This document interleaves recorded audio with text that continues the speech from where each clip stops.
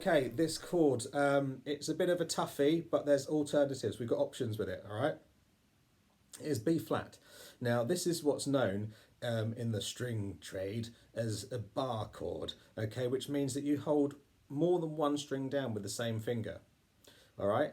It's not too big. Sometimes you can hold all of the strings down, okay, but we're just going to hold two strings down with the same finger. Now, the important thing is, if you get this technique, all right, you can just play loads and loads of different chords.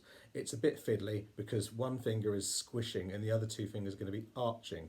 So that is sometimes a little bit of a hard thing to get your head around. But, like I said, there are alternatives. So I will show you the full chord, okay, and then I'm going to give you a bit of an option. If the bar is feeling a bit tricky, you can try it in this slight alternative way, which will give you a similar sound. You just got to be careful which strings that you strum. So this chord is a B flat, all right, and if you see it written down, it looks like a B, an uppercase B, and then a lowercase b. A flat symbol looks like a B if you were writing it not as a capital letter, but it's called a flat in music.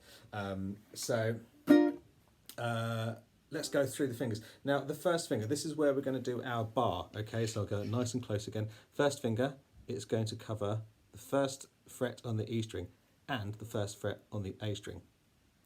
Second finger is going to go on the second fret on the C string and the third finger on the third fret on the G. So again, you've got that diagonal shape.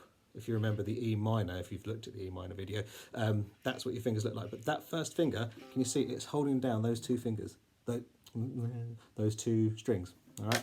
Okay, so you've got that finger holding down the E and the A string, second finger on the C, third finger on the G.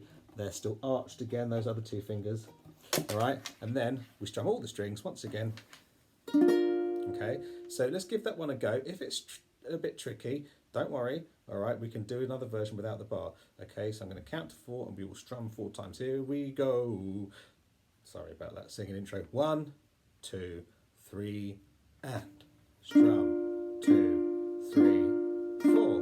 Good. Should we go again? 3 and 1, 2, 3, 4. Excellent. Right.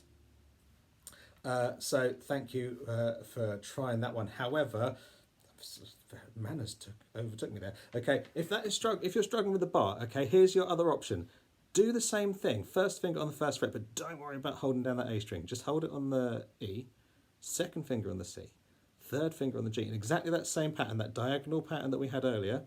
But don't strum your A string. Just strum those 3 strings.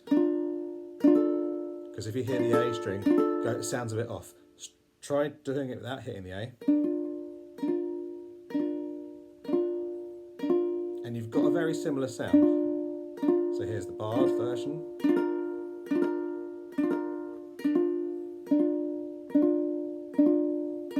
So there's not much in it, all right? So give each one a go. It's just the slightly easier version means that you have to be a bit more careful with the strumming side, but it's a bit easier on your fingers. However, keep trying that bar chord because eventually it will work. I remember still to this day, the day I first tried a bar chord and I thought it was the hardest thing in the world, but eventually it worked. You just keep on persevering and you will get there, I promise. If not, you get your money back, but I haven't charged you anything, so don't know where we're at.